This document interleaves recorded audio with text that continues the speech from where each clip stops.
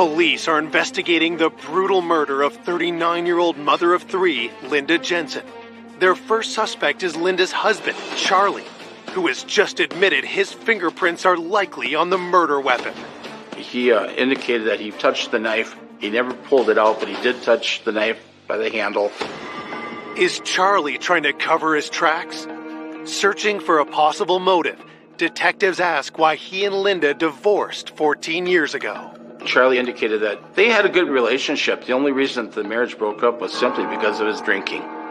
Before Linda and Charlie got married, the first marriage, Charlie got sent to Vietnam. What he went through in Vietnam always stayed with him, and he got into heavy drinking because of that.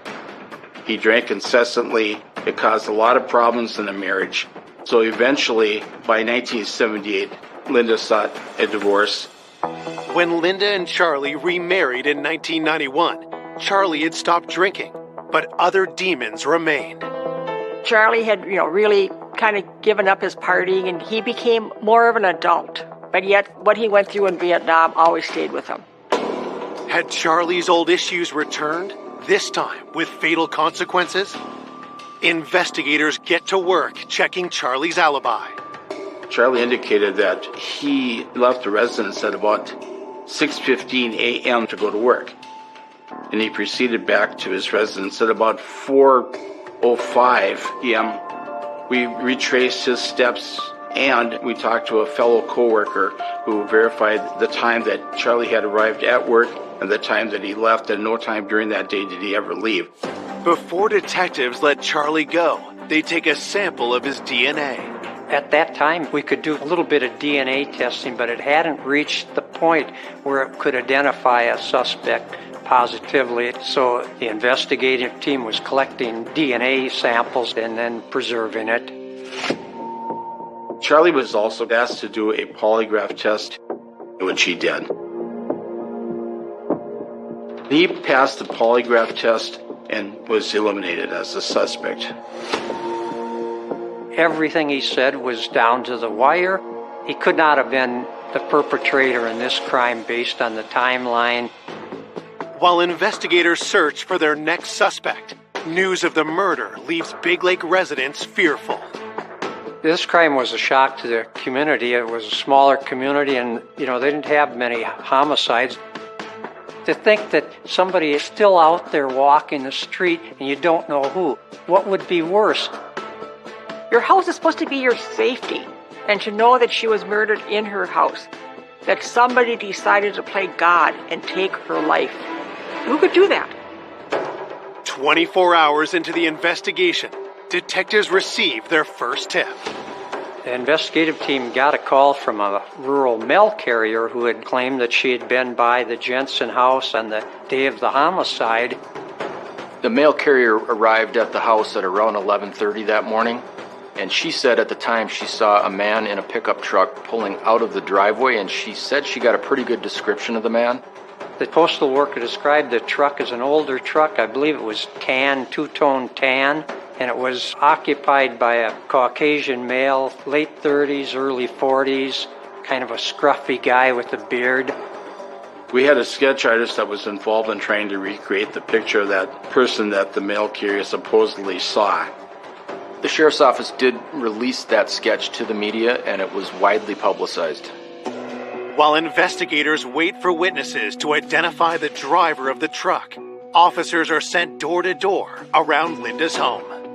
At this point, he had no leads whatsoever, so that was the first place we started looking at was the neighborhood itself. And I've had cases in the past that were solved by people that observed something.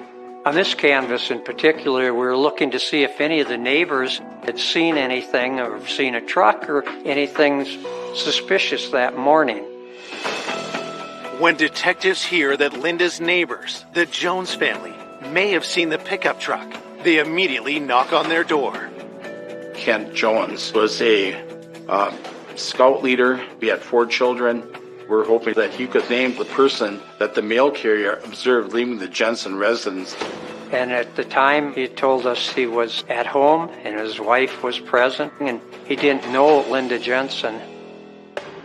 Deborah Jones confirms that she has seen the pickup truck around the neighborhood, but neither she nor her husband can identify the man seen driving the vehicle.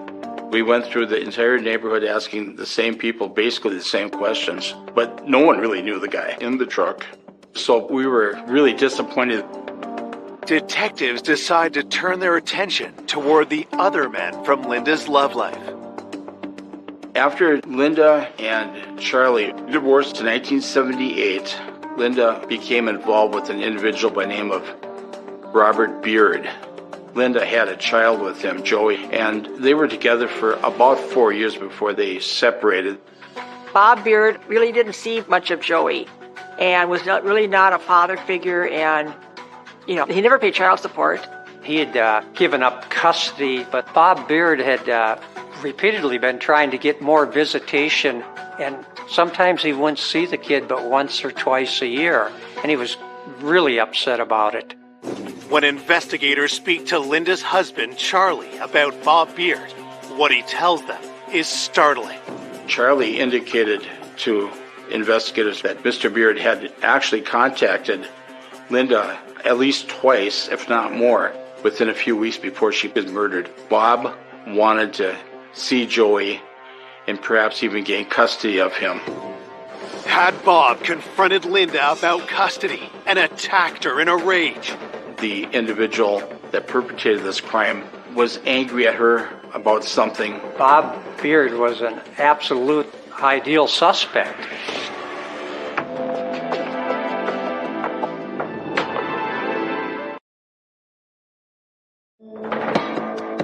Detectives investigating the murder of Linda Jensen suspect she may have been killed by her ex, Bob Beard, in a battle over custody of their son, Joey. During the investigation, we learned that Linda had been with the guy, and he was kind of a bad actor. According to the family, Linda was concerned about Bob due to his anger issues and the fact that he was drinking and using drugs. Did Linda and Bob's dispute turn fatal?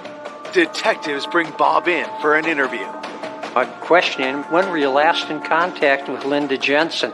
And he indicated, God, it'd been a long time. So I confronted him with what Charlie had said, and he denied it. He said, no, I haven't been in contact with her. If he was giving false information, that would make him look very suspicious as a possible perpetrator. Investigators ask Bob where he was the day Linda was murdered. During the interview, he admitted that that day of Linda's homicide, that he'd been at home alone and had no alibi other than that. I was home alone, he said. Beard told investigators that he had no car and that he wouldn't be able to walk to her residence. After providing this information, he then lawyered up, indicated that he would not speak unless his lawyer was present, so that was very frustrating. Usually when a person wants a lawyer present, that usually indicates to us that they have something to hide. Bob remains on the suspect list, but with no concrete evidence tying him to Linda's murder, police are forced to let him go. As they continue their investigation, detectives hope the autopsy report will provide a much-needed break. During the autopsy, they determined that she'd been strangled and that subsequently she'd been also stabbed through the chest. But the cause of death, more than likely, was the strangulation. It was also found that she had been sexually assaulted, and then there was a DNA swab taken at that time. She was perhaps being strangled during the time that she was being sexually assaulted, and then she was probably stabbed post-mortem, in other words, after death. Medical examiners also determined Linda's time of death was between 8 a.m. and 10 a.m. Charlie left the home at 6:45 a.m. About an hour later, the 9-year-old son left the home at about 7:45. That left just Linda Jensen at home with her infant child. Those who knew her talked about the fact that she would have fought for her life, and so it probably was a very, very violent two-way encounter that probably lasted for a little while. Somebody committed this horrible sexual assault and a nasty homicide, and they're walking around and they got away with it. That's unacceptable. Convinced Linda was murdered by someone with a personal motive, investigators look at another one of Linda's romantic partners. According to Charlie, after Linda left Robert Beard, she met an individual by the name of John Silliman. When I first met John Silliman, I didn't like him. He just kind of acted like he was God's gift to women, but that's who she, really cared about, and she did marry him in '86. After the wedding, John convinced Linda to move to California, but their newlywed bliss quickly faded. Linda had only been out in California for a short period of time when things were getting kind of rough. A few times when Linda had called, I could tell that she was sad when we would talk. He completely, changed and became this person that she, I think, was a little afraid of. And he wanted Linda to have a child. And Linda knew that she just could not do that. So she convinced him that he should adopt Joey, and that's how she got out of having to have a baby with him. Over the next few years, John's behavior became more troubling.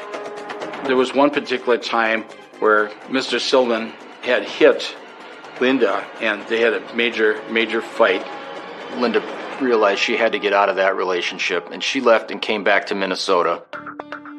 At this point in time, Charlie was sober, and Linda actually wanted to get back together with him again because, as they said, they always loved each other.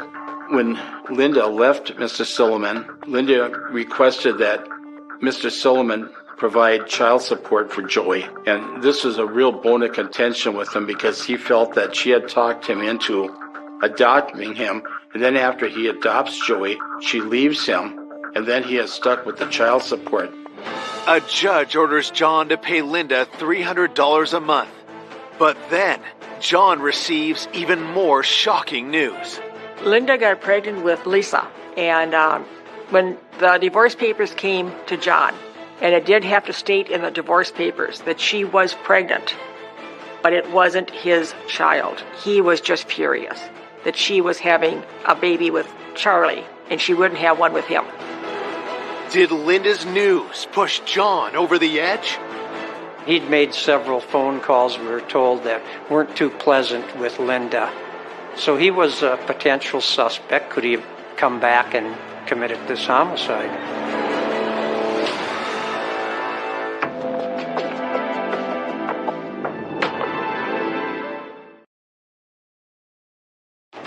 "4 days after the shocking murder of Linda Jensen, police have learned her abusive ex-husband, John Silliman, was enraged over her child support demands and news of her pregnancy with another man. Did his resentment lead him to kill? Police fly to California to interview him. When I interviewed him regarding the abuse, he indicated it was a two-way street, that they both abused each other. They fought all the time. They fought over money. They fought over Joey to a certain degree, and they just did not get along at all. John had motive to want Linda dead, but investigators need to know if he had the opportunity. During the time of the murder, John would have been working at the elementary school in King City, California. And according to the people we spoke with at the school, he never left the school that entire day. When you're looking at an alibi on any potential suspect, nothing's black and white with it, but the Silliman alibi, it was airtight. Even though John's alibi checks out, investigators still believe he could be involved in Linda's murder. There's a sense that hits you about someone's demeanor, and it might be a look in their eye. After visiting with him, the question came up, would it be possible for him to hire someone to come up and kill Linda? He would still have an alibi being at school, but someone else could have done the crime. Detectives scoured John's finances, looking for any evidence he paid for a hit.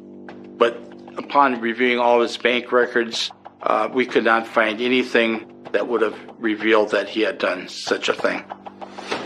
With John eliminated from the investigation, detectives are back to the drawing board. Desperate for leads, they make a public appeal for information. We set up a tip line at the Sheriff's Department, and we received in excess of approximately 1,000 calls And I think at that point, officers were hoping for just something, anything, that they could use to get them back on track. And maybe somebody looked suspicious, said something suspicious. Every tip that came in was followed up on as best we could, because you never know when the correct tip is going to be the one that solves the crime. However, as time progressed, the leads started drying up. The family was quite upset. They wanted it solved. We also wanted it solved, but it was very, very difficult to do when you have no further leads coming in. With no new suspects on their radar, by May 1992, the case grinds to a halt. It's very difficult when you have a case that goes cold. There's a lot of sacrifice on behalf of the officers involved doing the investigation. They're away from their homes, their families. It can affect you quite drastically. What could I have missed? And it's just troubling. You don't sleep, you don't rest. I would call the sheriff's department many times a week. I never stopped. I was not going away until this was solved, because I had promised Linda, looking at her in her coffin, till my dying breath, that I would do all I could to find the person that did this, to get this person in jail. 7 years pass, and in 1999, Linda's family persuades a new sheriff to reignite the investigation. Because of Sandy's insistence opening the case, Sheriff Anderson at the time decided to take a second look at the case. To start, police offer a reward for new information. Sometimes in these cases, over time, people who have information that they didn't provide early on can feel more comfortable to come forward. Sometimes they get that nagging feeling that, what I thought was nothing 10 years ago maybe actually means something. I had all the newspapers and all the TV station contacts, and I would call them and they would put something on, because I kept saying, somebody has the key. You might think it's insignificant, but let it out. It might be the key to solve this. Detectives also revisit key evidence from the initial investigation, including the DNA samples. When this case reopened, the situation with DNA had changed greatly. There was a database to compare the samples to. Also, when obtaining a sample, it took less time to get a response back. Investigators always collect DNA samples of family members and anybody with close ties. We did go back and look at potential suspects. Investigators compared DNA from Linda's sexual assault to samples from her former romantic partners, Bob Beard, Charlie Jensen, and John Silliman, as well as a database of known sex offenders.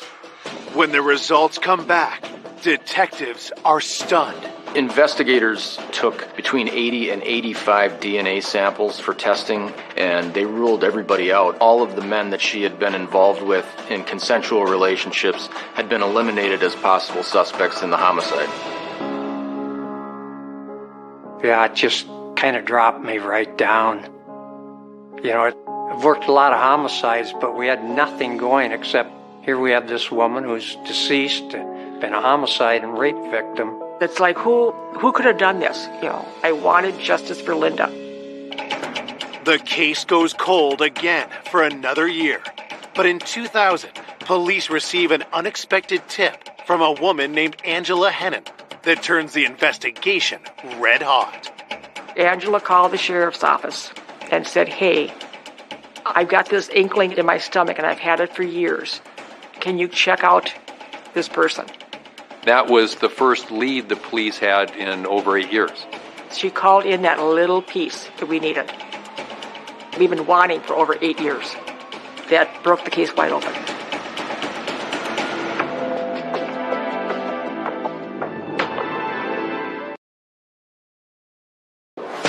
Police investigating the 1992 cold case homicide of Linda Jensen have just received their first tip in 8 years.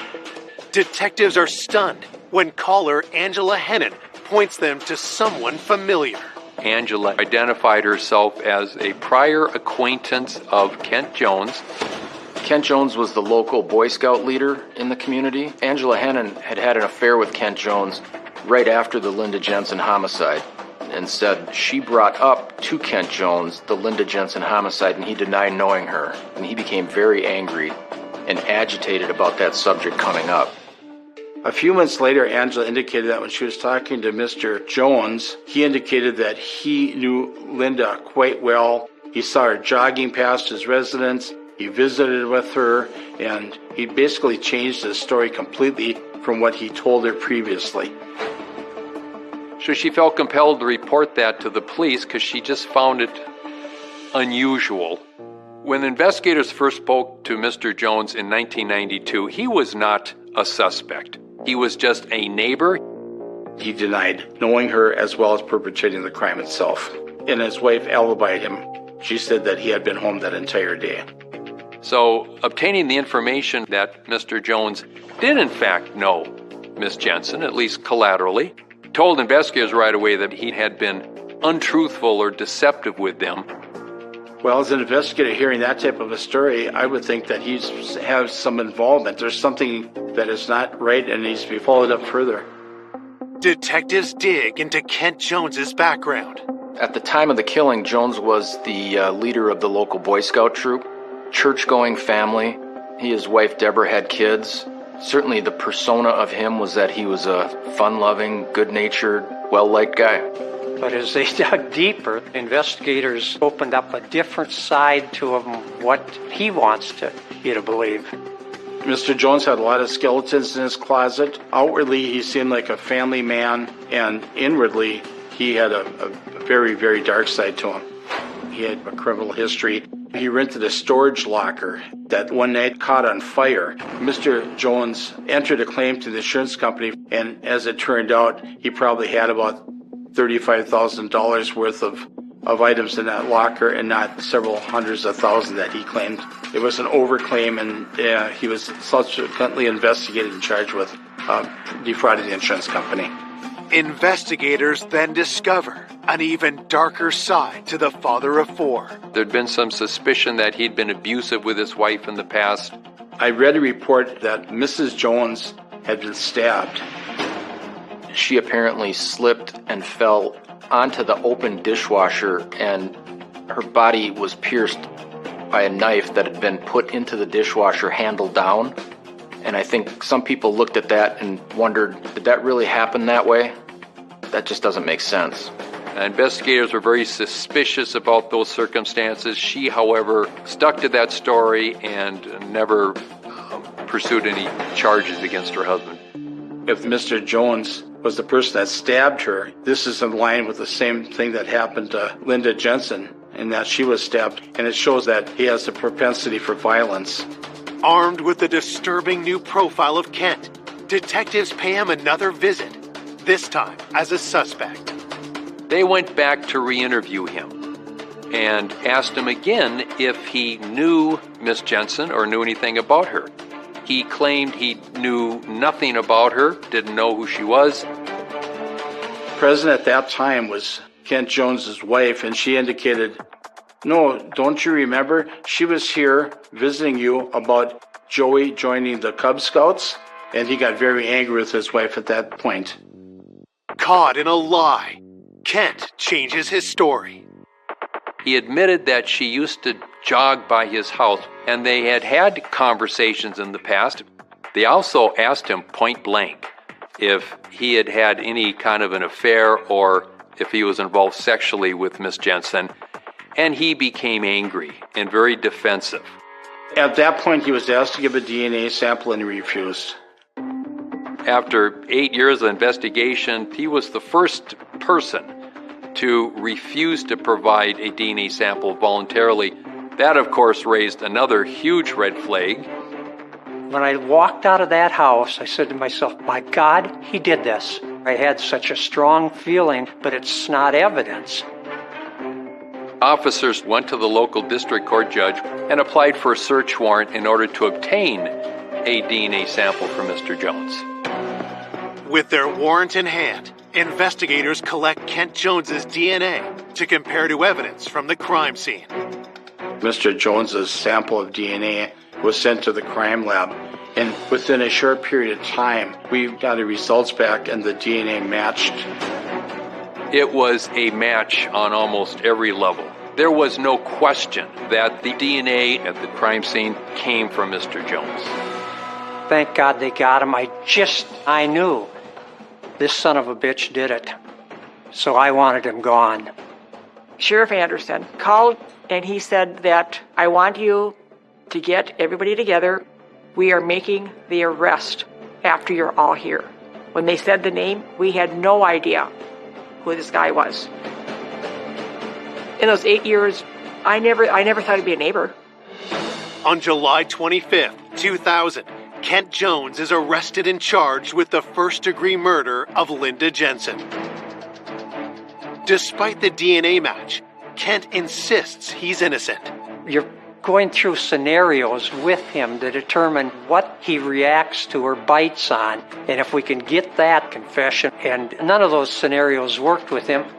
But the DNA was the connection that allowed the case to go to the grand jury to indict Mr. Jones for the murder.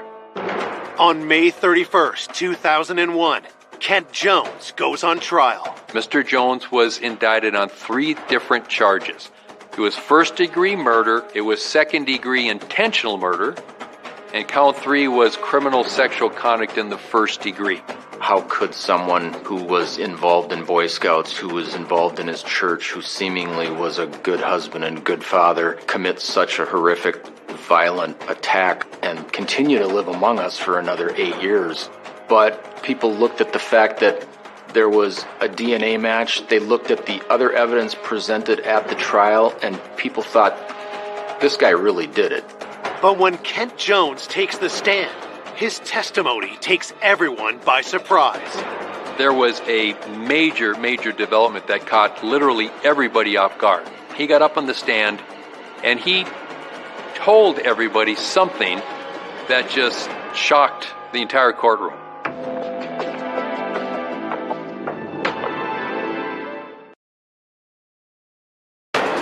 Nine years after Linda Jensen was raped and killed, neighbor Kent Jones is on trial for first-degree murder.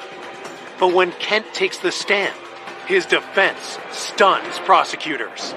Under oath, in court, in front of the jury, he testified that he had actually been having an affair with Linda Jensen. Mr. Jones's defense was that he was having consensual sex with Linda. And that's why they found the DNA when they did the autopsy on Linda. The family were outraged. You could feel the chill in the courtroom. No way in hell. No way could that happen. He murdered my sister, and he's trying to murder her reputation. And how dare he? And I had to tell the family, I am sorry, but this is Mr. Jones' day in court. The jury can disbelieve it if they want. That's up to them. But there's no way legally I could prevent him from presenting his defense. Each time he changed his story from, I don't know her, to, oh yeah, I knew her because she jogged by my house, to, wait, we did meet once to talk about Boy Scouts, to, we had a consensual affair. It wasn't laughable, it was just sad. The decision rests with the jury. On December 8th, 2001, they return their verdict. They find Kent Jones guilty on all 3 charges, and he is later sentenced to life in prison. I think after all of that, there was a great sense of relief from the family that, you know what, we don't believe this. Thank God the jury didn't believe it either, and this guy is actually going to get what we've been looking for now for years. After he was sentenced and he was taken out of the courtroom, the jurors came up and were giving us hugs. And you know, I'm thinking it's got to be over. But less than 3 years later, Linda's family is dealt a sickening blow. After Mr. Jones's conviction, he did file an appeal that went directly to the Minnesota Supreme Court. Mr. Jones and his attorneys wanted to present evidence of an alternative perpetrator, and the Supreme Court agreed with the defense, overturned the conviction, and result in us having to retry the case a second time. From the time he was arrested, it was like 5-6 years that we've been going through court hearings. How much more does the justice system want this family to go through? Once the Supreme Court's ruling came out, people started to question whether Jones was going to be released. Were they going to now have barriers at a second trial that might lead to a not guilty verdict? In November 2006, Kent Jones stands trial again. On the second trial, out of the blue, he decided he would name Charlie Jensen as the alternative suspect. He still claimed he was having an affair, but this time he testified that he had intercourse with Miss Jensen the morning of the murder. Kent Jones claims that when Charlie arrived home and discovered the affair, he murdered Linda. Everyone knew Mr. Jensen had an absolute ironclad alibi, confirmed and reconfirmed, and I thought Mr. Jensen was going to get up and start making a scene and yell or something, because I could see that look in his face. I could see it boiling up. And to his credit, he held his composure. His lies just kept going farther and farther and farther into left field. And my fear was that it was going to drag on through the court system over and over and over. The prosecution presents their theory of what really happened that day. I believe in his mind, Linda was his fantasy girl. He saw her running on occasion past his house. She had spoken with him about Joey joining the Cub Scouts. This was a crime of obsession. He knew she was home alone with just an infant. For whatever reason, decided to act on his impulse that had probably been building up for months and months. I believe Mr. Jones went over there to visit with her, talk to her, try to induce her into perhaps having sex with him. He probably got rejected, he got furious, and this was his moment, and he took it out on her. I think his rage, his obsession just consumed him. Forced sex on her, strangled her, and eventually killed her.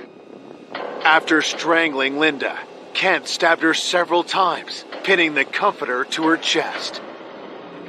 These are crimes that are committed by people that just lose control of any rational thought, and that's consistent with the horrible injuries that Linda suffered. For the second time in 4 years, a jury convicts Kent Jones of murdering Linda Jensen, and he's again sentenced to life in prison. I was really happy for the Jensen family in particular, especially having to go through a second trial like they did. I could finally take a deep breath and have this heavy iron coat that I didn't know I was carrying, have that fall off of me, that it's over, it's done. Though justice is served, Linda's loved ones have never gotten over her loss. He's not eligible for release until 2030, and I will be there. I will do anything I can to keep this man in jail forever. He should not be able to enjoy life, because he did not allow Linda to enjoy life. There's times that I still want to call her. I miss her every day. I don't have a sister on this earth. And I can still close my eyes and just hear that laugh of hers. That beautiful, carefree laugh, and just loving life.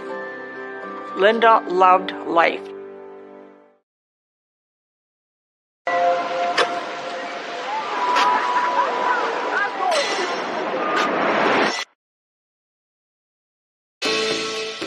A popular and fun-loving college student. Mindy was a very bubbly person. She just always seemed to be happy. She had a light in her eyes, and she accepted everyone. Is found savagely murdered in her apartment. There was a belt wrapped around her neck and appeared to be a broken-off knife still stuck in her throat. Police need to determine, was this a sinister obsession? Mindy, I know what happened to you. God picked the beautiful flower. He had called and left numerous messages on her cell phone. Just really a strange type of relationship. A crucial piece of evidence. There was some material under the fingernails of her left hand. I know you got a mark on your hand. How did you get that? Shines a light on a dangerous predator no one saw coming. I was very shocked. I think everybody was. He was not the man we thought he was. I don't think I would ever expect that outcome at all.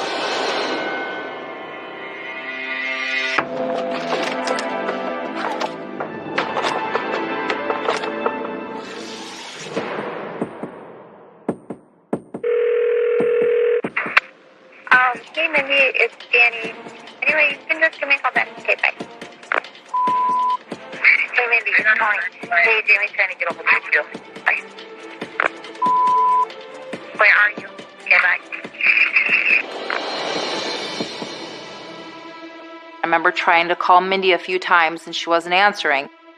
So me and my friend Danielle drove and parked in front of her apartment across the street. I ran inside. I knocked on the door and there was no answer, and it wasn't locked. And so I opened the door and I stepped in, and about 2 steps in, I saw something on the ground right in front of my feet. It was Mindy. And then I noticed something around her neck. Horrified, Mindy's friend rushes outside to call 911. About 10 minutes before 9 o'clock at night, dispatch called me at my house and said that they've got a hysterical caller on the phone. I got the address, and it was 1 block from my house. When I arrived, both Danielle and Tony were very distraught, very upset. The apartment was located on the 2nd floor of the building. As I entered, I could smell a very strong odor like an ammonia disinfectant. The body of the victim was laying across the entry hallway. And it appeared her throat had been half cut open. Detectives begin their investigation and identify the victim as 22-year-old college senior Mindy Morgenstern. I knew Mindy. She was a student at the college. I'd seen her at a lot of their events. And to see that it was her, I was really surprised and quite shocked.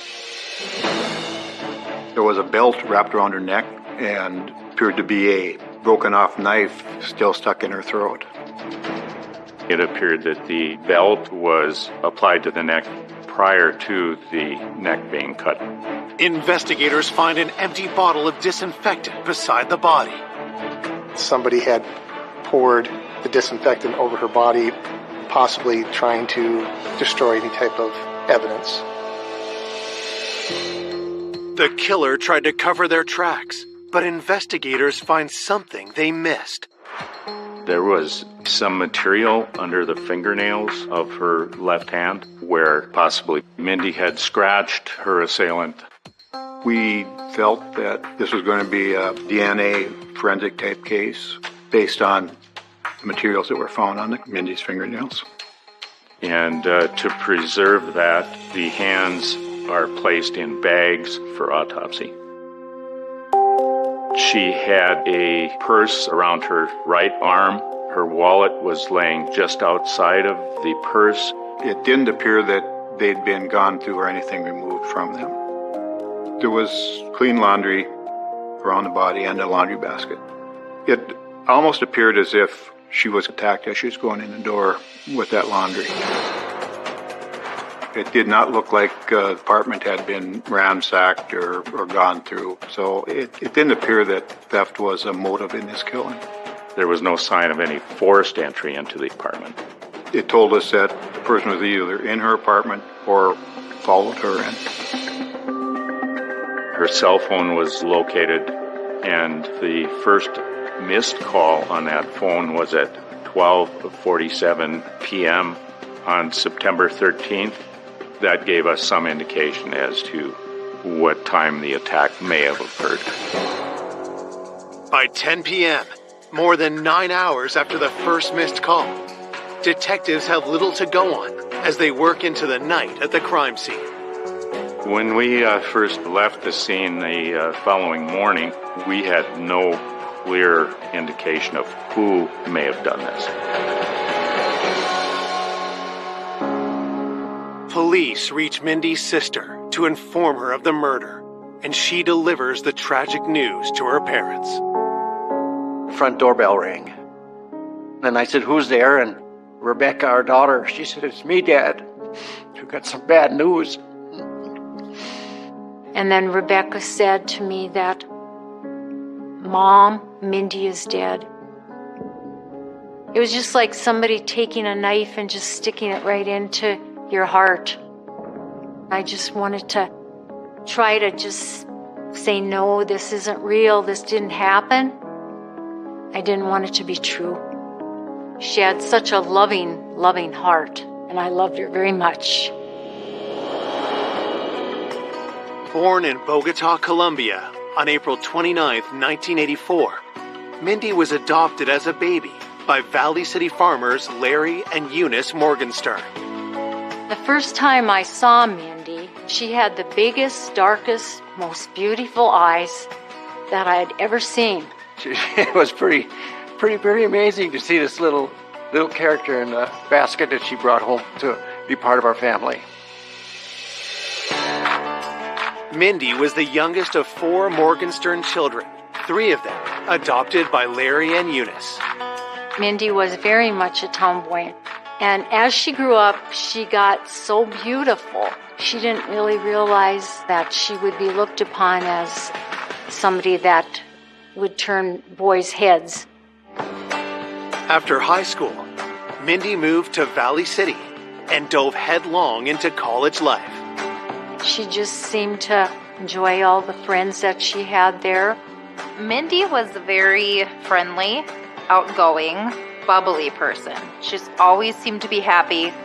She had a light in her eyes, and she accepted everyone. Mindy's future was looking bright until the stunning attack that cut her down in her prime. It was very difficult to see Mindy's body in the condition that it was in when we found her. I want to find out who did this, because she was loved by a lot of people in our community. Back at the crime scene, Mindy's 2 friends tell detectives they weren't the only ones to see Mindy's body. When Tony found Mindy at the scene, she screamed, which alerted a man in a neighboring apartment to come out to see what was wrong. He was there when I first entered the apartment complex, and they showed me where Mindy was located. He told investigators that he checked for a pulse using the back of his hand to not leave any fingerprints on the victim. It was a little odd because people don't describe things like that, like using the back of their hand so they don't leave fingerprints and things like that. If he was there to help, I couldn't understand why he'd be worried about something like that. Police identify the man as Robert Linds and soon notice a telling detail about him. He had scratches on his hands that would correspond to someone trying to get your hands off of them when they were being attacked. Had Mindy scratched Robert as she fought for her life? Robert Linds, having those scratches, being in the same building, he certainly needed to be looked at. A lot of times, a person at the crime scene is a person that committed the crime. And if any evidence of them is found, they have an excuse for saying why it was there. Coming up, detectives uncover a world of secrets. She reminded me so much of my wife in her younger days. It's like, I don't want you talking to her. Then come here. It turned out upon checking his background that he had a felony record. And as they zero in on a killer, I was absolutely certain we had the right guy. a stunning setback turns the case on its head. I just thought, it's all over with now. They're going to let him go. This case was a shock to everybody. When we found out who the person was, it was just, wow.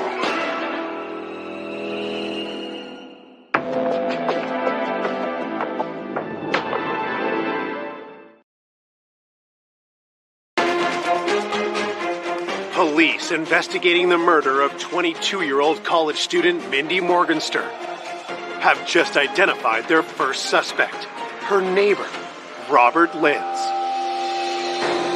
When officers met Robert Linz, they noticed some scratches on his hands. And he also used the back of his hand to see if she was deceased or not. His concern was he didn't want to leave any fingerprints or DNA in the apartment because he had nothing to do with the incident. Suspicions aroused. Police bring Robert Linz into the station for an interview. Could you before? I knew her in passing and seen her every day. All he knew about her is that she was a pretty girl and that she lived in the apartment building. When investigators dig into Robert's history, they find something troubling. It turned out upon checking his background that he had a felony record. I got popped, let's see, with a stolen car, had a gun. My original sentence was 2 years and 8 months. Robert Linz was in the criminal system out in California. He's street smart, and he knew not to leave fingerprints at a crime scene.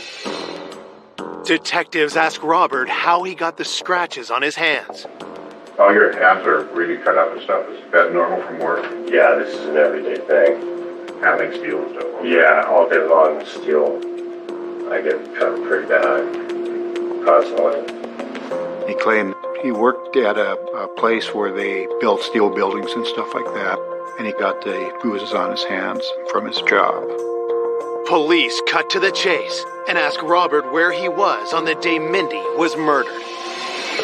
It wasn't anything out of the ordinary, regular day work. What time did you usually start? I'm there like 5 minutes to 7.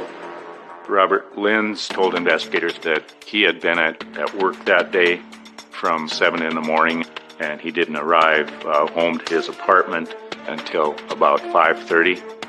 We talked to his employer. He did work all day. He did work with steel, so it's very easy for him to cut his hands. So there was really nothing to put him at that apartment at the time the crime occurred. Still, police aren't ready to rule out Robert just yet. We asked him to provide DNA sample, which he agreed to. While they await DNA test results, police canvass Mindy's neighbors.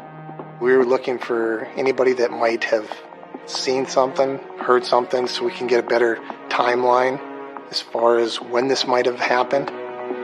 While going door to door, investigators are pleased to see a familiar face. As I was collecting statements outside, I saw Mo Gibbs. He had been living in the apartment building with his wife and stepdaughter. Mo works at the Barnes County Jail, and due to the fact that he was a correctional officer, I would run into him quite often while he was working. And I also knew Mo because we played on the co-ed softball tournament together.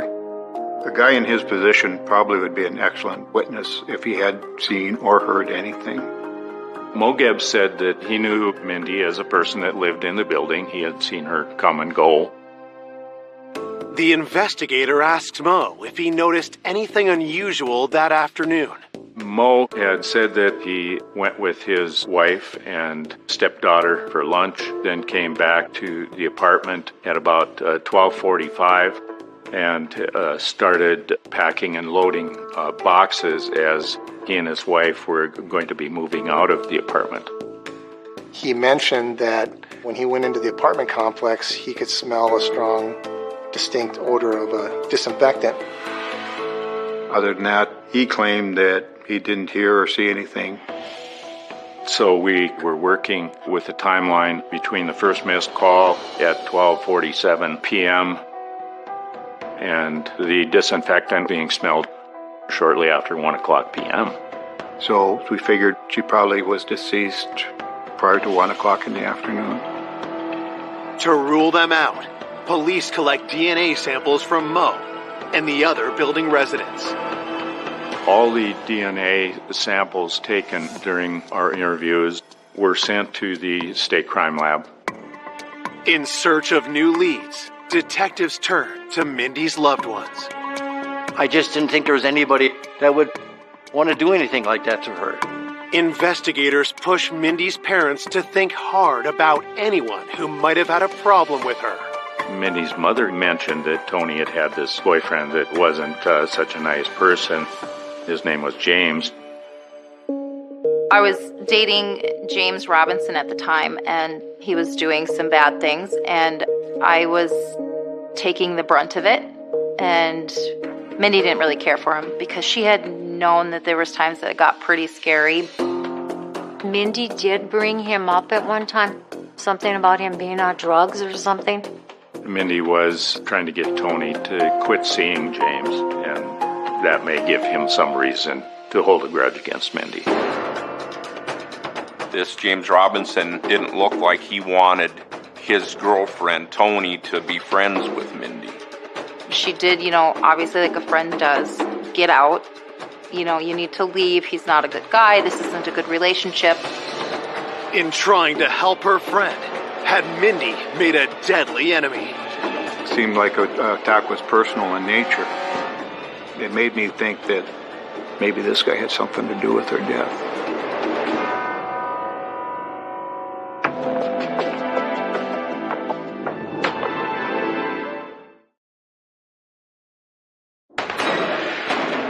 Investigators are hunting for the killer of popular college student Mindy Morgenstern. They now suspect James Robinson, who may have held a grudge against Mindy for trying to turn his girlfriend Tony against him.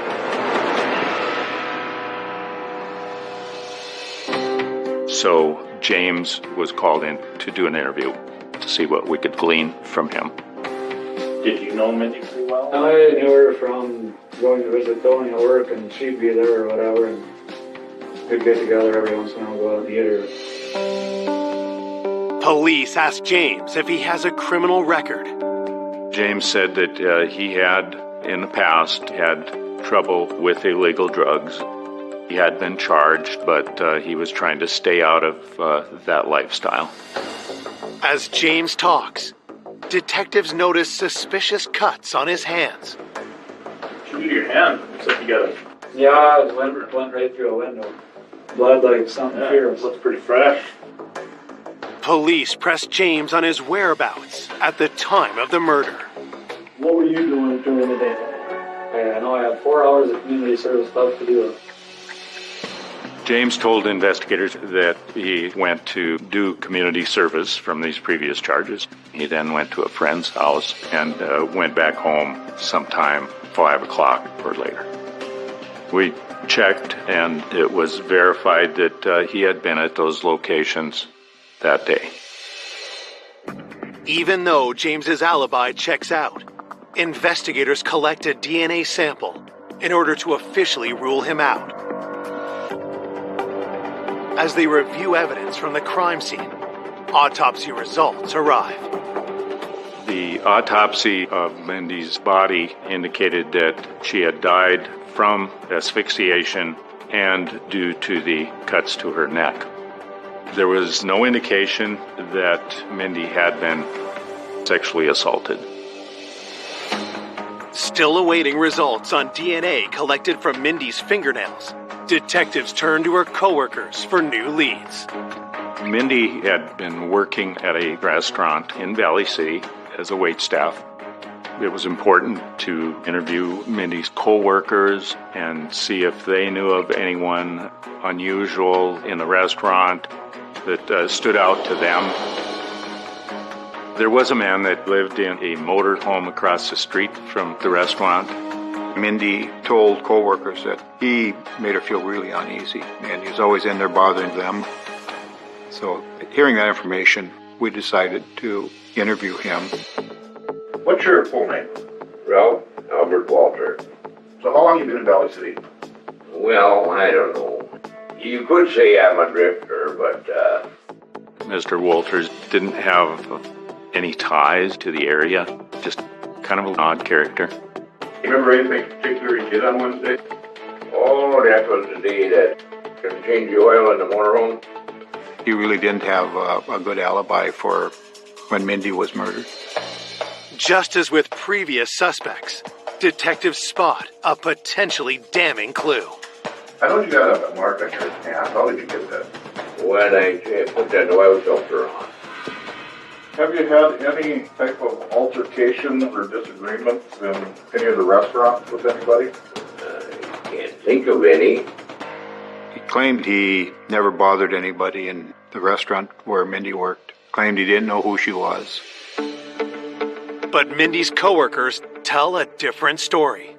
They all said that he was in there quite often.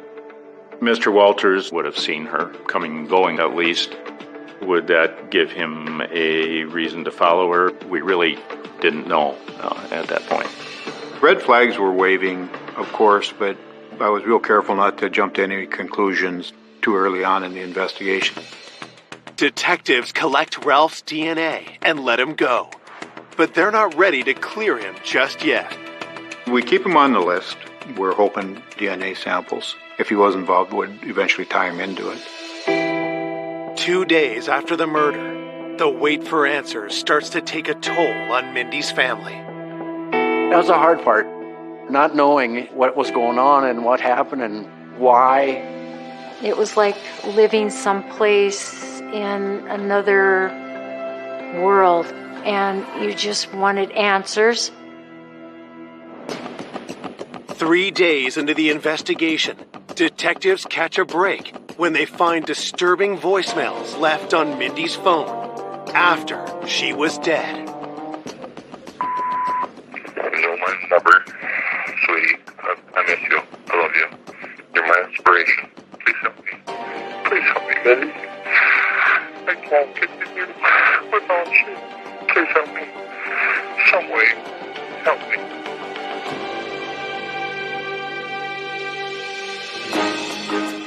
Detectives search the number and discover that it belongs to a man named Rodney Kuznia. After Mindy had passed away, he had called and left numerous messages on her cell phone. Investigators rush to find out who Rodney Kuznia is and why he called Mindy after her murder. Mindy's friends had told us about a previous boyfriend by the name of Kyle Kuznia. They had been very serious and they had broken up the prior year. Mindy's phone indicated a lot of calls between she and Kyle's father, Rodney. We thought this was really odd because why would an ex-boyfriend's father be so interested in Mindy? There was some indication from Mindy's friends that Mindy had told Rodney to quit calling her.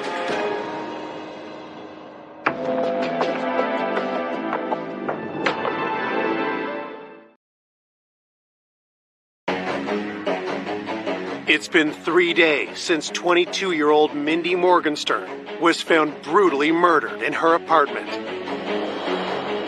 Police have a new suspect, an ex-boyfriend's father who left suspicious voicemails for Mindy after her death.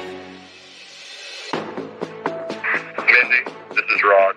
I know what happened to you. Please don't hear your voice. Can't take it.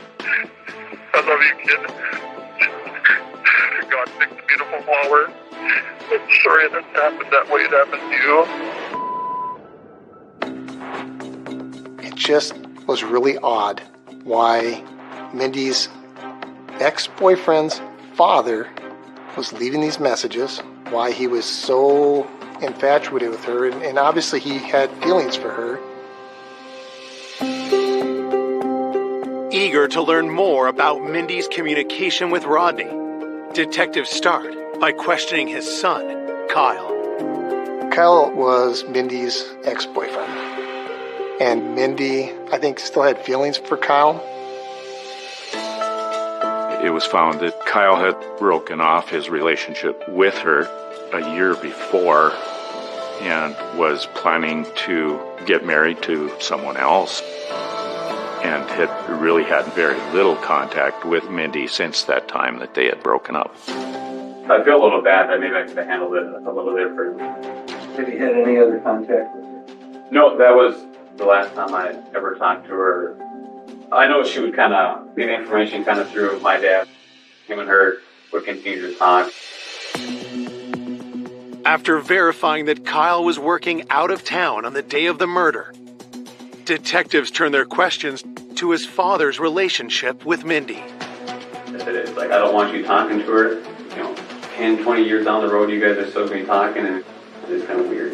It is kind of weird. Yeah. It was actually ruining his relationship with his father because Rodney was so involved with Mindy still. I even asked my dad, because I would appreciate it if you guys would stop talking.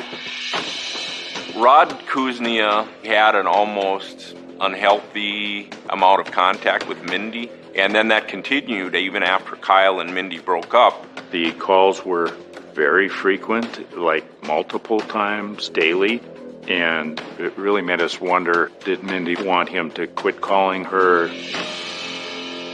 Did that make him angry? Detectives bring Rodney Kuznia in for an interview. He was at least in his 50s, and we weren't sure what it was that he wanted out of Mindy. You and Mindy became, you call it, friends. She dated your son. Correct. I don't understand the relationship. Well, you'd have to know Mindy. She was quite the bubbly character. She reminded me so much of my wife in her younger days. Detectives press Rodney about the messages he left after hearing of Mindy's death. I did call after I heard the fact and left a message. I know it's really stupid to do that, but they wanted her to pick up and have. What did you tell her? Oh my God, picked the perfect flower. It was just really a strange type of relationship between a man that was her boyfriend's father and her. Detectives press Rodney on his whereabouts at the time of the murder. Rod Kuznia indicated that he was working on his farm with his two sons from 7 in the morning till early in the evening. We checked and verified that, yes, he had been at work that day. Detectives collect DNA from Rodney, but with nothing concrete against him, they must let him go. We still thought that it was such an odd relationship that we certainly wouldn't close the book on looking at Rodney any further. The pressure to find Mindy's killer only increases as the community becomes gripped by fear. It was super scary because you didn't know who it was. It could have been anybody. You were scared to go out by yourself. You were scared to do anything. It wasn't safe Little Valley City anymore. 6 days after the murder, Mindy's funeral draws hundreds of mourners. We had the funeral at the high school gym because we didn't think everybody could fit into the church. Well, there was over 500 people at the funeral.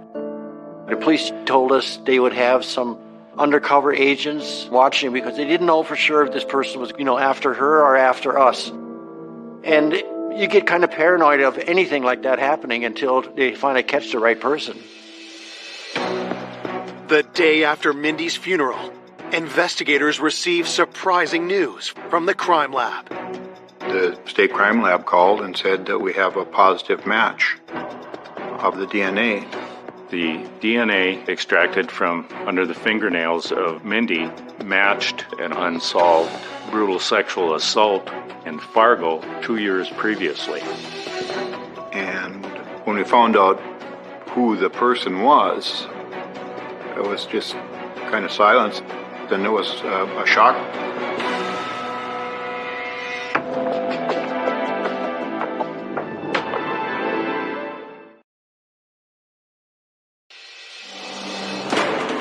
One week after the murder of 22-year-old Mindy Morgenstern, detectives received DNA test results that turn the case on its head. The DNA from every one of the suspects, Kuznia, Walters, Lind, and the others, all came back as not a match to the DNA found under Mindy's fingernails. I asked, who is it? They told me it was Mo Gibbs. When they got the match, it was just, wow. The DNA match of Mo Gibbs was really unexpected for us. I knew him personally.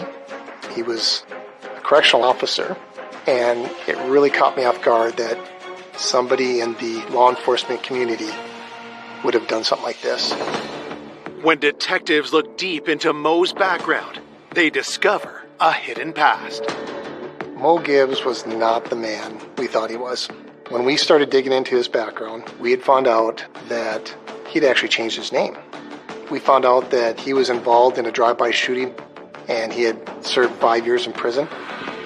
Also, his DNA matched this reported rape in Fargo from 2 years previously.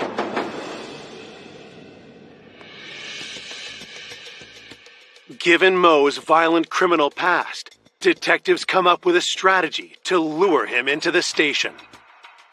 We had called Mo and asked him if he would be willing to come in, just to eliminate him as a suspect. We're playing on his friendship with law enforcement. The idea was to get him in, lock him into a story, and then immediately give him the polygraph.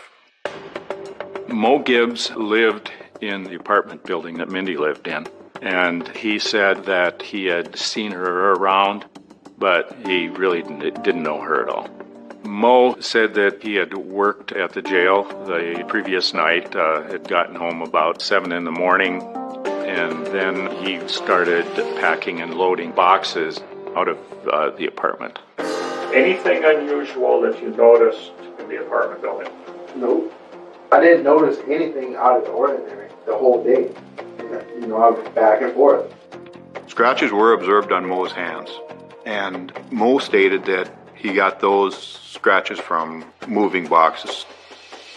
The polygraph operator asked him if he'd ever been in Mindy's room or in her apartment. I went to her place one time, and that was probably either a week and a half or 2 weeks ago. He stated that she was trying to carry a laundry basket and some other things all at the same time, and he assisted her in carrying that laundry to her apartment.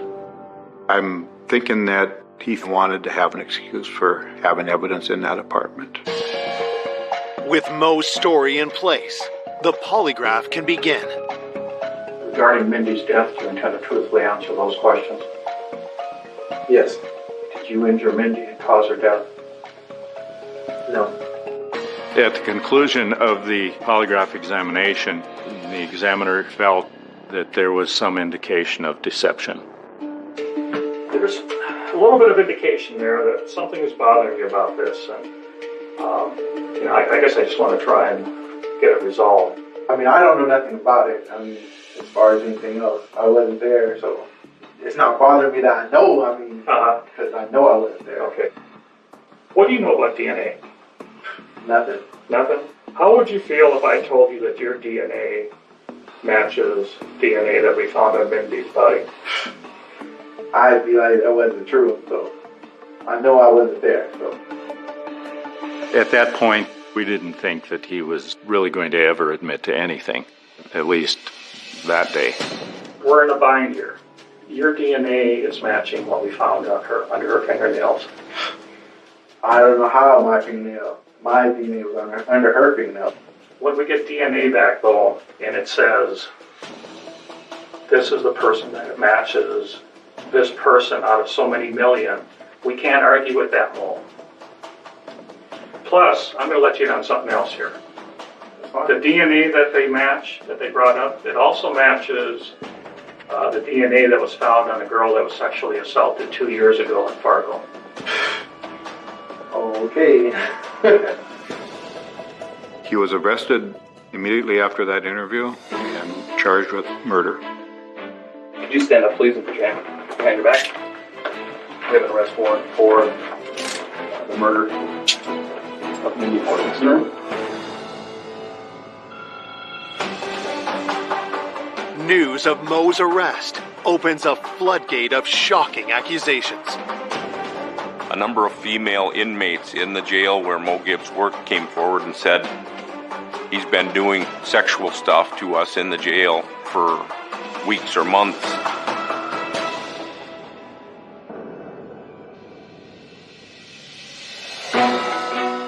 Mo is charged with 6 felonies for the sexual assaults and 1 count of first-degree murder. It was a very, very much a shock when they revealed who was arrested. I was very surprised and very shocked due to the fact I knew him personally, but it was a great feeling to get the person who had done this horrific crime. We went to trial in Minot, North Dakota, provided evidence to the jury there about the DNA under her fingernails, the scratches on his hand. Despite the evidence against him, Mo's lawyers mount a strong defense. Their argument was the DNA found in Mindy's fingernails was probably touch DNA that she got from doorknobs that Mo Gibbs had been touching. I went into the jury deliberations believing strongly that we'd proved our case beyond a reasonable doubt. On July 12, 2007, the jury returns to the courtroom with news that takes everyone by surprise. The jury deliberated for a fair period of time and came back as a hung jury and could not reach a decision. We were so sure he was gonna go down, but they just got him off. You kind of went home and you were thinking, what are we gonna do now?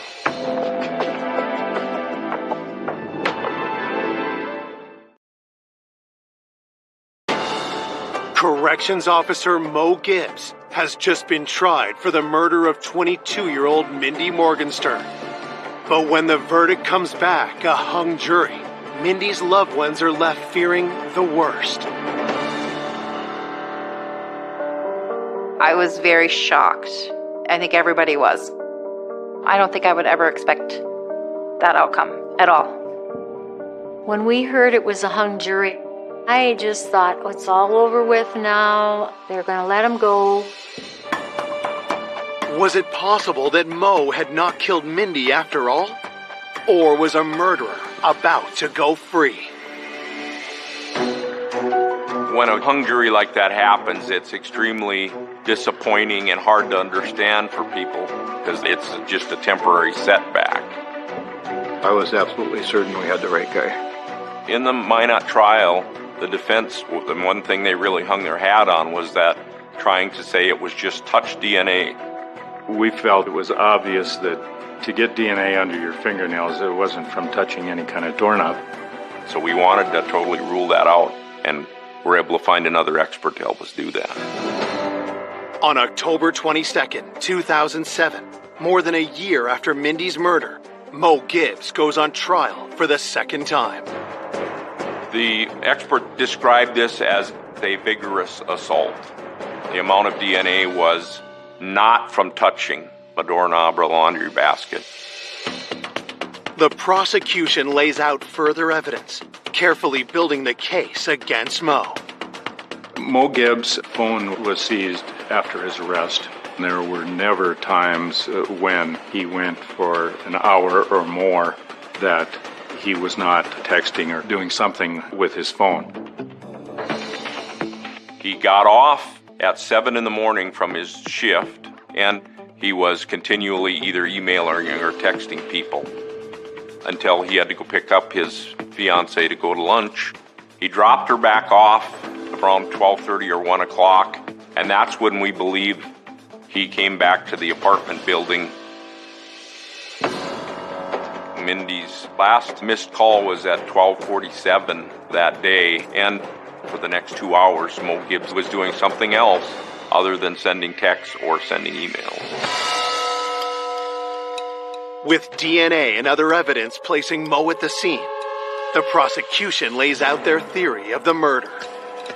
I believe that Mindy was carrying clothes into her apartment, and Mo Gibbs was in the hallway and got her in there and pushed her on the floor and attempted to rape her. I think Mindy fought back, and things went drastically wrong. I think what happened was he tried strangling her with a belt. It wasn't going as he wanted it to. She wasn't dying fast enough.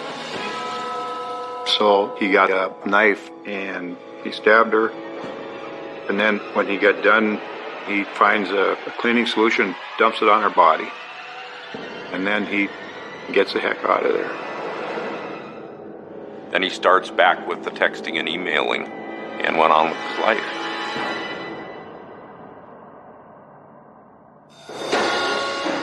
As Mo's second murder trial concludes, prosecutors have one final card to play. There was a cellmate of Mo Gibbs while he was awaiting trial that had told investigators that Mo had admitted to killing Mindy. Gibbs had told him that he'd done it, he'd do it again if he had the opportunity.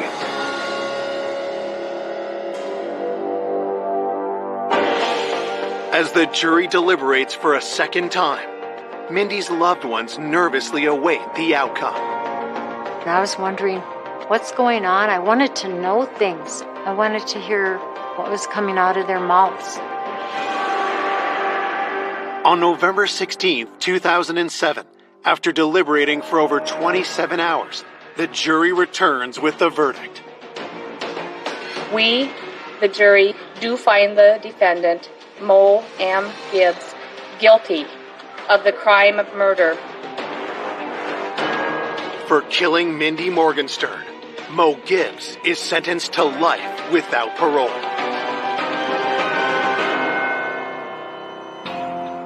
He got a 12-year sentence on the unsolved rape and 15 years on the jail sexual assaults that had happened.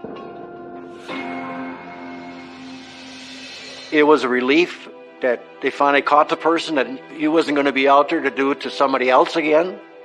The fact that Mo Gibbs is going to be in prison, it was finally over with. We could finally go on and just try to get through life the rest of the time that we had. Mo got what he deserved. Because of Mindy's actions and her strength, we were able to get the DNA that we needed, and that DNA helped us solve this case.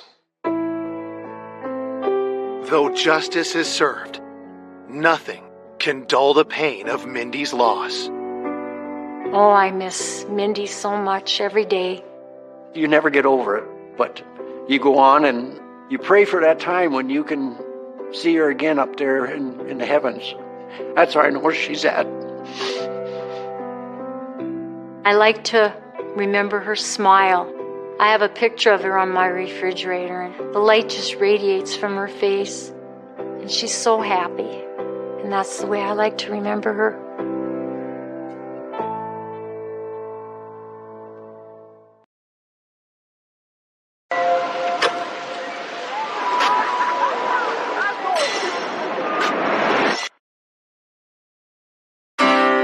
An ambitious, popular young restaurant manager. She was a tremendous young person who had unlimited potential. We always thought, just light the world on fire. Is found beaten, stabbed, and suffocated. The person who did this absolutely wanted to guarantee that she was dead. Whoever did it ransacked the safe. Something that brutal had to be more than just a robbery. Detectives uncover a history of workplace conflict. He didn't like to be told what to do. He scared me. I was uncomfortable around him. For me, that was a red flag.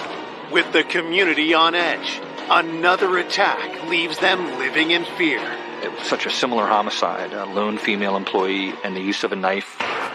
You don't know if somebody's lurking out there and they're going to do it again.